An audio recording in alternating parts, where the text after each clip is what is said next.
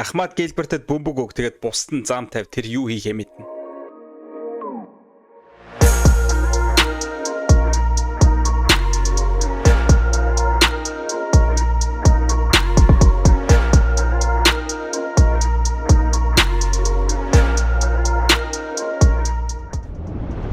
Hey what up за та бүхэнд энэ өдрийн мэндийг хүргэе. За Сэлэнг Бодонс болон Хасын хүлгүүдийн цувралын 6 дахь тоглолт бол саяхан болоод өндөрлөлөө. Тэгээ шууд тоглолтын дараа шууд одоо бичлэгээ хийхээр ингээд компьютерийн хаар дээрээ суусан байна.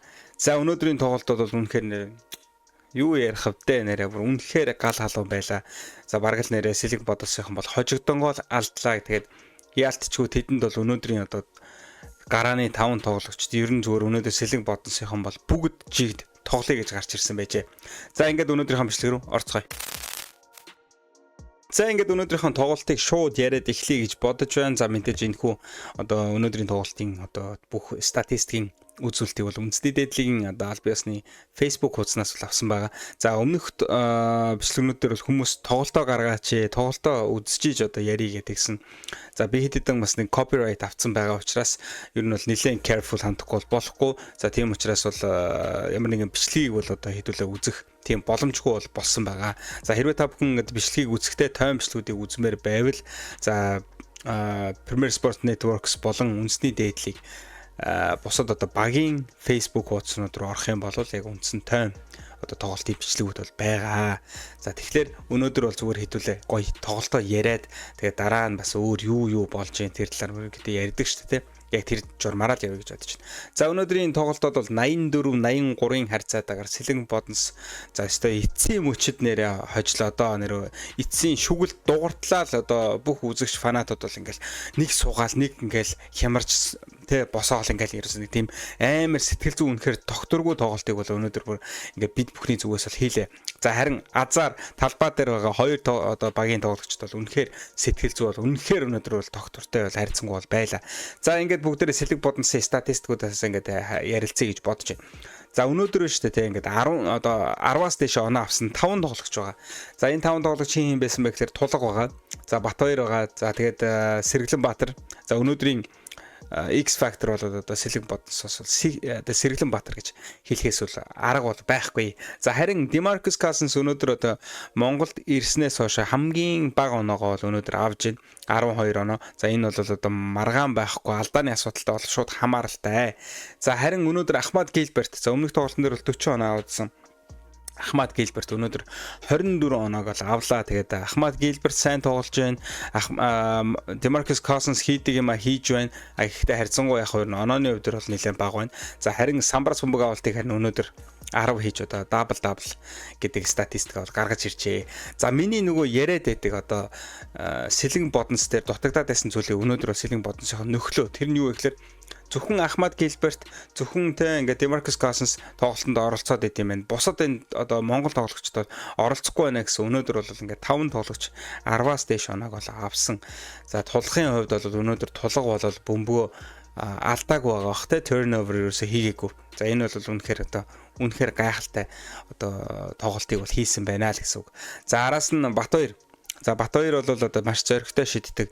За тоглолтын дундуурх одоо онооны илүүрхлийг бол авахд бол Батбаяр бол нэлээд үүрэг орол нэгтэй одоо ихтэй байла. За тэгээд Demarcus Cousins ер нь бол харьцангуй тийм ойлголцож тоглолтог хүн ер нь Батбаяр юм уу гэж би бол бодоод байгаа штэ. Яагаад гэвэл Demarcus Cousins дотгошоо ороод ингээ бөмбөг гадагшаа задлахтаа ч юм уу те одоо 3-ын гадаа бол Батбаяр бол ингээд бүр батаараа яг байж идэг. Тэгээ Батбаярын одоо бөмбөг шууд аваад гарнаас дээш ингээ өсрээд ингээ салах хүртлээ тэр хурд бол одоо маш хурдтай. Ерөөсө бөмбөг авлаа шууд дээшээ гар явна тэгээд гарнаас бөмбөг сална. Тэгээ тийм учраас өнөөдөр Батбаярын одоо 3 онооны шидэлтүүд бол бас яг хэрэгтэй үедээ үнэхээр хэрэг нь одоо зөв цагтаа гэдэг шиг те тиймэрхүү бол байла. За харин Сэргэлэн Баатарын хувьд бол яг мэдээж статистик дээр 12 оноо гэж байгаа боловч энэ хүн өнөөдөр одоо энэ 84 онооны бараг л нэрэ 60-50 оноонд нь одоо ингээ биеэр оролцсон байж байгаа. Яг цаасан дээр бол буугаагүй. За өмнөх одоо цувралын 3 дахь тоглолтын дээр 4 дахь тоглолтын дээр лөө хүлгүүдээс одоо Сэргэлэн яг нэг 9-9 гэсэн үзүүлэлтийг бол хийсэн байсан. Яг тэрнтэй л ер нь ойролцоо нэг тийм нэг гоё тоглолтыг бол өнөөдөр хийчлээ. За харин Ахмад Гилберт өнөөдөр ямар шүү үзүүлэлттэй вэ гэхээр 24 оноо авсан байна. За самбраас бол 4 самбраас бөмбөг авалтыг хийсэн. За 2 удаа бөмбөг алалт хийсэн. За энэ бөмбөг алалт хийдэг дээр бол одоо яг дээр дороо оноо бол ингээд дээр дороо болоод яваад байсан үе дээр за хасын хүлгүүдийн өнөөдрийн одоо шилдэг тоглогч бол одоо Толберт Jordan. За Толберт бол өнөөдөр бол нэр үнэхээр гялцлаа нэрэ одон гилээ гэдэг шиг байлаа. За харин Толберт хиний Ахмадын celebration-ыг бол хүчтэй тоглолт хийснийхаа дараагаар ингээд гитар тоглоод байдаг тий. Ахмад ч нэг гитар тоглоод байдаг шүү дээ. За тэрийг нь бол эсрэгээр нь бас хийгээд амжсан байгаа. Тэгээд бас яг өдөөд нэг бас нэлээд өдөж авсан. Тэгээд хариуд нь бол одоо яалтчгүй нэг онооны зөрүүтэй бол ер нь бол хожигдлоо сэлэн бодно шүү дээ. За тэгэхээр маш сайн мэдээ те. Бид бүхний өмнө ярьжсэн цувралын 7 дахь тоглолтыг бол одоо бид хүн үзэхээр боллоо. За тэгээд мэдээж миний одоо цаашдаа дахин хэлэх хүсэл бол DeMarcus Cousins-ыг ингээд урт удаа хармаар байна те. Маш олон тоглолт хармаар байна гэсэн тийм хүсэлтэй байгаа учраас миний хувьд бол 7 дахь тоглолтоо сэлэн бодноос хожоосоо бүр ингээд хасын хүлгийг ингээд буулгаж аваад цаашаа дахиад ингээд финал дээр гараад ирээсэй гэж хүсэж байгаа.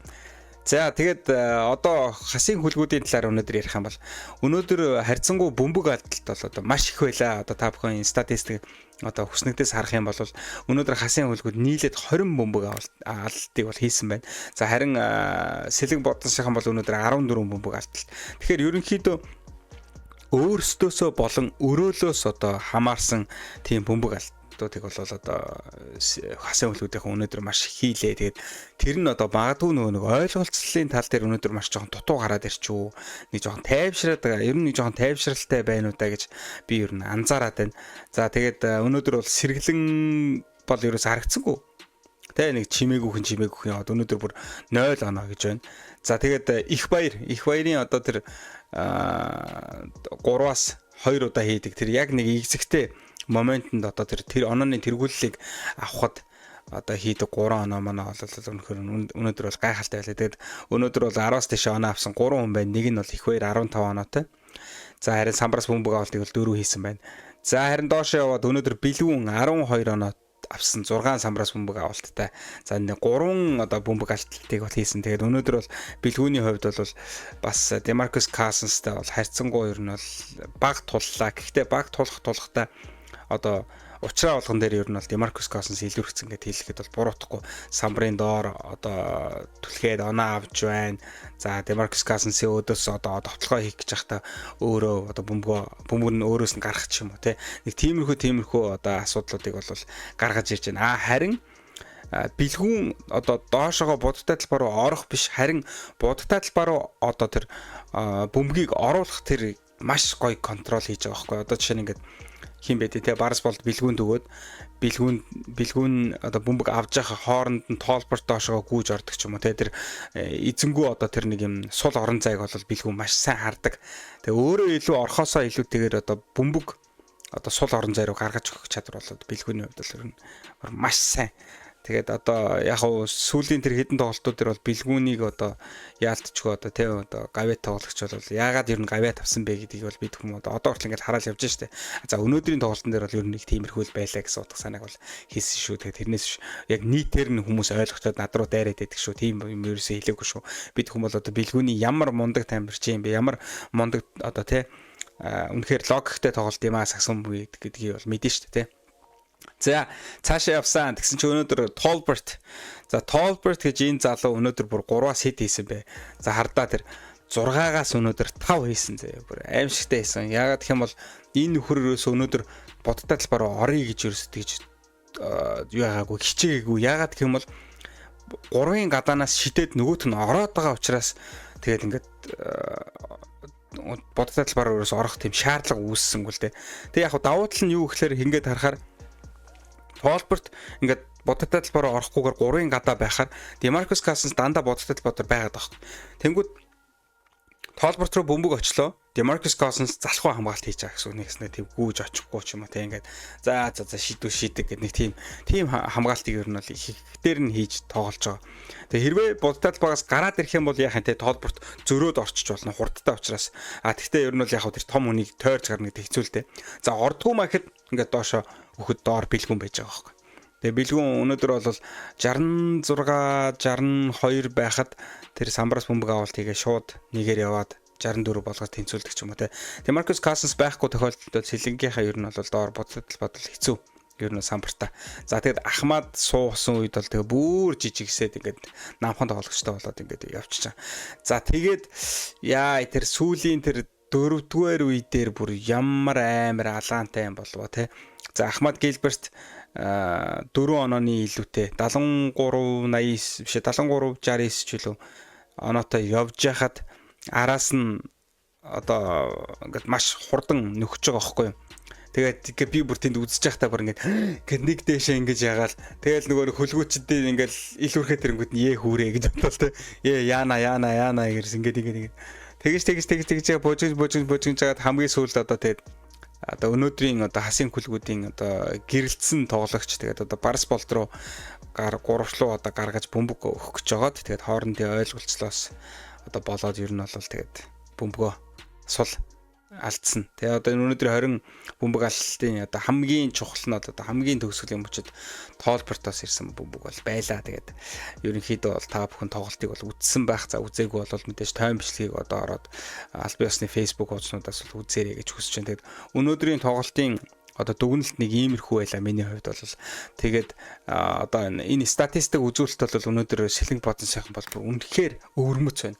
Одоо 5 тоглогч 10-аас дээш оноо авалт хийнэ гэдэг бол бүх энэ тоглогчтой ер нь бол ингээд бүгд тэгш одоо оноо авалтан дээр оролцсон байгаа даахгүй. Хүн болгон өөрөө гэсэн оноог авцсан. Эмбанк аренад бол хамгийн их үзэгчд ирсэн тийм орой боллоо гэж бас юугаар зарлж байлээ. Тэгээ бас нэлээд угаасаа сонирхолтой байх нь ойлгомжтой. За дараагийн 7 дахь тоглолт бол бүр л илүү одоо олон үзэгчд бол ирнэ. За тэгээ 7 дахь тоглолт бол Ням гаргийн өдрийн 3 цаг 10 минутаас болох юм билээ шүү. Хайрцангуй эрт болно. За тийм учраас бол Ням гаргийн үдээс хойш бол нэлээд гал халаа болно. За тэгээд тоглолтын дээр нэг зүйлийг ярихаа мартчихжээ. За өнөөдөр хасын хөлгүүд биш үү те. Будагтай талбад бол үнэхээр итгэхгүй байла. За одоо хэдүүлээ энэ евро н ороод хараадах юм. Ребаунд руу н ороод харъя л та. Нийт ребаунд авсныг надад хараарай. За нийтдээ Сэлэнг бодносынхан 42 ребаундыг авсан байна. За тэгэнгүүтээ хасын хөлгөд болохоор 32 10 ребаундаар дутуу заяа. За тэгэнгүүтээ та одоо тэр хараарай. Offensive rebound гэдэг Сэлэнг бодносынхан 22-ыг авсан гэж боддоо. Тэгтэл нөгөө талд 9 ерөөсөө offensive буюу одоо нөгөө эсрэг боёгийнхаа талбайд одоо Самбраас бөмбөг авалт хийсэн. За энэ байна шүү дээ өнөөдрийн тоглолтын баг одоо асуудал яг гол асуудал байсан баг хасын хөлгүүдийн. Ерөөсөө Самбраас бөмбөг авах хүн олдохгүй байгаа юм чи. Нэг харахад л тийч Бац холбоо авцсан. Нэг харахад л Сэргэлэн Баатар авцсан. Базар гүр авцсан. Эсвэл одоо хин бэ те Демаркус Кассенсаас ингээл юу яадаг ч юм уу. Хойшоогоо татаж автдаг ч юм уу. Яадаг чинь те ерөөс ингээд хоёр дахь боломжийг ерөөсөө өнөөдөр Сэлэнг бодносынхан бол үнэхээр амар үүсгэлээ. Тэгээд зоригтой шийдэж байгаа. Бат хоёр ч юм уу эсвэл Демаркус Кассенс ч юм уу те эсвэл тулах ч юм уу бүр ингээд маш их зоригтой шийдэж байгаа. Тэгээд доор нь хин ч хамаагүй ингээд гүйж орж ирэл аваа явчихна. Тэгэхээр энэ бол өнөөдрийн одоо хасын хөлгүүдийн одоо маш bad point байла. За Сэлэнгийн харин эсрэг талаараа үнэхээр good point болж чадлаа. Гэхдээ онооны зөрөө энэ олон одоо хүчин чармаалтын дараа нэг л онооны зөрүүтэйгээр яг Сэлэнг бодносынхаа хожлоо. Гэхдээ энэ хамаагүй үр дүн хамгийн гол нь хожигдсон гэдэг л тийм хоёр сонголт байдаг учраас тэгээд өнөөдөр бол Сэлэнг бодносынхан бүр яаж хийж байгаа л нэрэ хожлоо. За тэгээд тоглолтын хувьд бол өнөөдөр нэг иймэрхүү байна. За одоо хэдүүлээ ийшээ цаашаа өргөжлүүлээд жоохон Facebook мөгөөр юу байна харцгаая. За плей-оффын нөгөө цуврал буюу одоо бишрэл металл болон одоо SJFs гэсэн хоёр багийн одоо маш сонирхолтой цуврал бол явж байгаа. Нэлээд асуудалтай, нэлээд сонирхолтой цуврал бол үргэлжилж байна гэж би бол одоо харж байна. За сүүлийн одоо тоглолт бол цувралын 3 дахь тоглолт байсан.